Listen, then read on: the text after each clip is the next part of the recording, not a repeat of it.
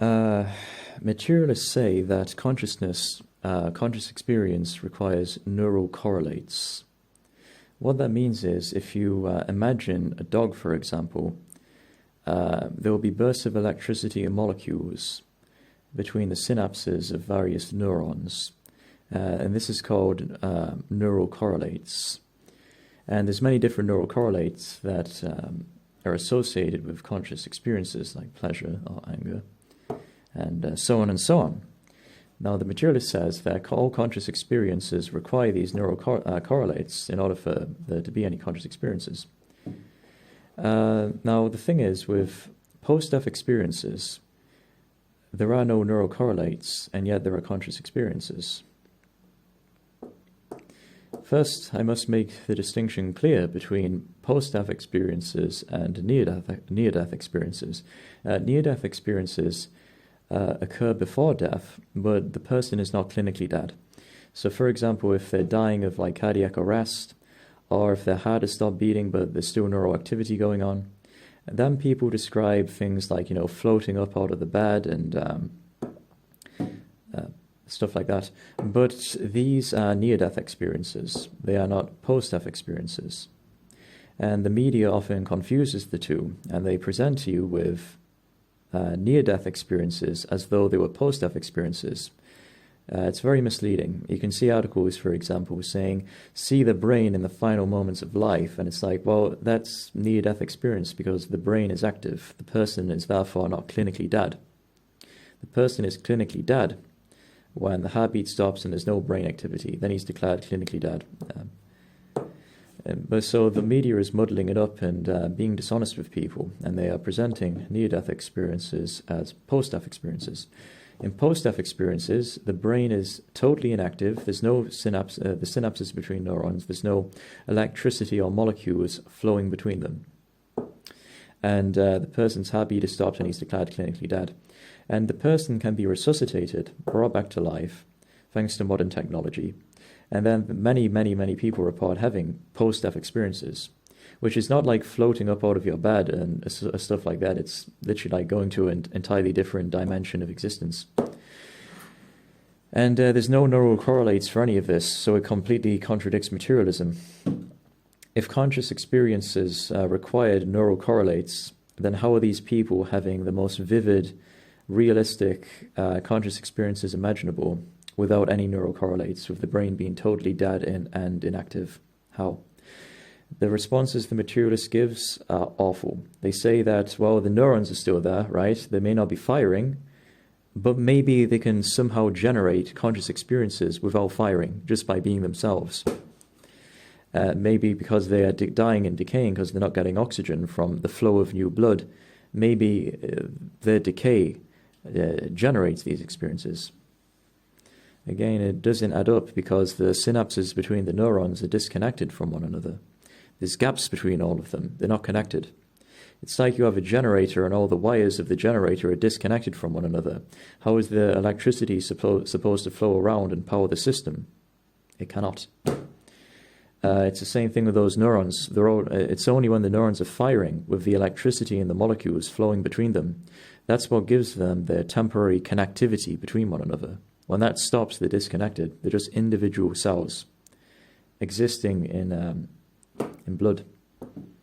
So they're all disconnected from one another. Therefore, they can't come together to form a conscious experience. So that explanation falls flat on its face.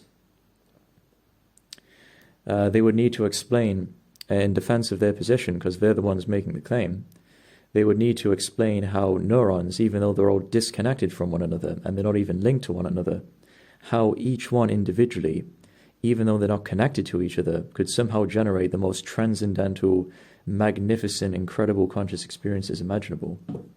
How? They cannot. They literally can't. They're just cells disconnected from each other, existing individually, and they're all decaying and dying. And again, the materialists need to admit that what they're saying is wrong. The person is dead, yeah. They're just mind. They're having most transcendental conscious experiences imaginable, and there's no neural correlates. There's no neuronal activity. Yeah. So I think it's pretty clear now that the evidence is showing that afterlife, and let's use a more technical term, the cosmos nuitos, ancient Greek word, the cosmos nuitos. Evidence is now showing that it is real and it exists. I mean, that's what all the evidence shows. I'm sorry to the materialists, but the evidence from an objective point of view doesn't seem to be on your side at all. It all seems to be refuting your claims about the mind being material very, very strongly. So, and it's worth pointing out that these experiences are cross-cultural. So the experiences are common, right? So, like seeing a narrow straight, going to like another plane of existence, a knowingness of being dead, just being mind. If it walks like a duck, and if it quacks like a duck, and if it looks like a duck, the chances are it's a duck.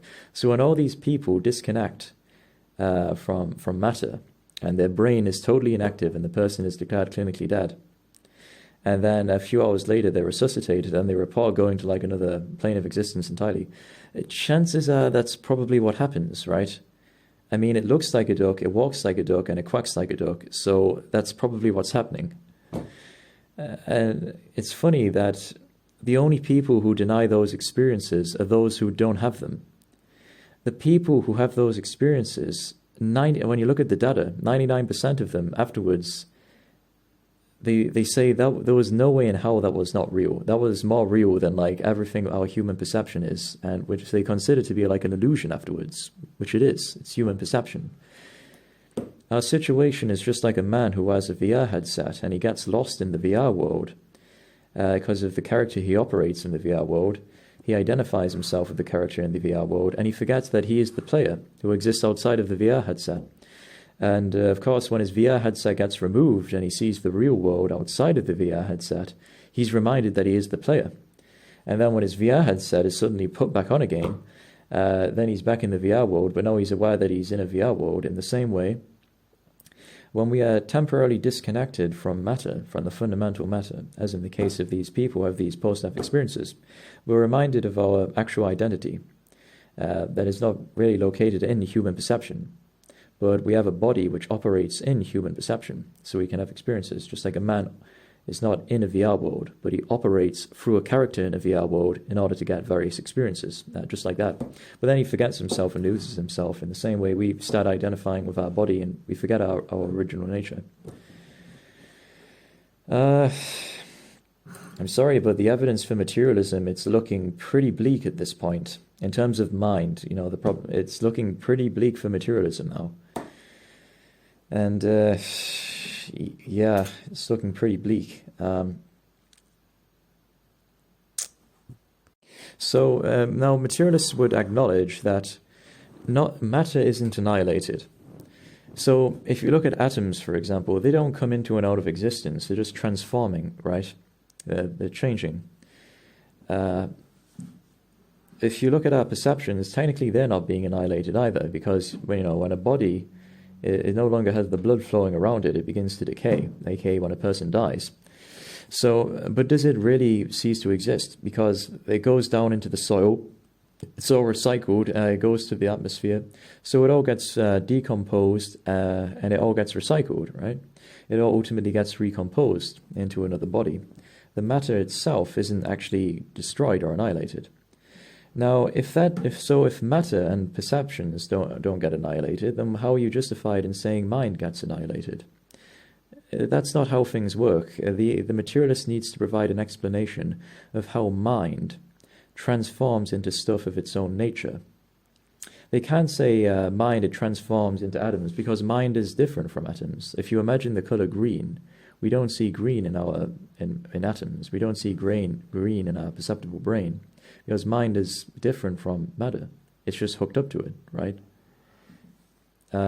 Sorry, but an electrical burst between neurons, between the synapses, and a bunch of molecules is not the same thing as the color green. There's no color green there. Correlated, but not the same thing. That's just fact. I mean, if you don't get that, then, there's just no hope. It's very easy to understand. They're two fundamentally different things. The color green and that burst of electricity, not the same thing. So basically, as perceptions dissolve into perceptions, like the body into the soil and the atmosphere, and as atoms dissolve into atoms and cells into cells, mind also needs to dissolve into mind. And this is all post-death experiences. It's just mind in a mantle plane. Cosmos nuitos. It's just mind and mind. So, that makes sense, and that's what people are reporting. And it's kind of smug and arrogant, frankly, for the materialists to deny the experiences of these countless thousands of people, tell them it's all false, and then try to reinterpret everything from a materialist perspective, even though they fail to do so. Materialists, I think it's time to accept that the mind is immaterial, and that after death, the cosmos nuitos is an actual thing. I think it's time just to come out and accept it. It's what all the evidence is pointing towards, it's what the logic points towards, and there's just no use in denying it anymore. And we should start studying this from the perspective of the mind being immortal. And just hooked up to a body, like a man who has a VR headset glued to his face, he is limited by the character in the VR world. If its leg gets decapitated, he's limited by it. If the binary code, which is running the program, if it becomes degenerated in some way, then he's affected by that. Like he may become more tired, more active, more angry, less able to have cognitive function, because all of these are computational processes. They're like tools that he uses to operate in the VR world. And if they get damaged, then he's limited by it because he's bound to it. Until he has the VR headset removed from his face, then he is no longer bound by it. In the same way, because we are hooked up to matter, to the fundamental matter, we're limited by it. It has many different computational processes that give us different experiences, and we're limited by it in that sense. It may grow, it may improve, it may decay, we're limited by it, until we're disconnected from it. In the same way, this is what people with these post-death experiences explain.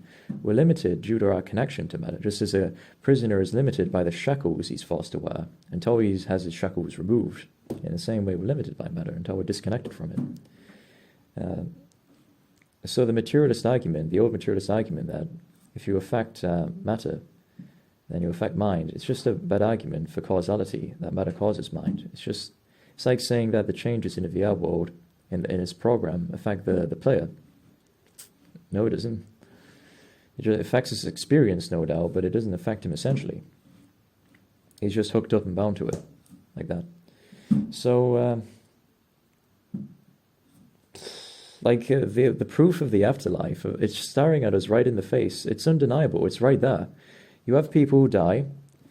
They have the most exotic experiences imaginable, which aren't like human perception. They're like another dimension of existence, made entirely of mind, and they just exist there as mind kind of decomposing into mind.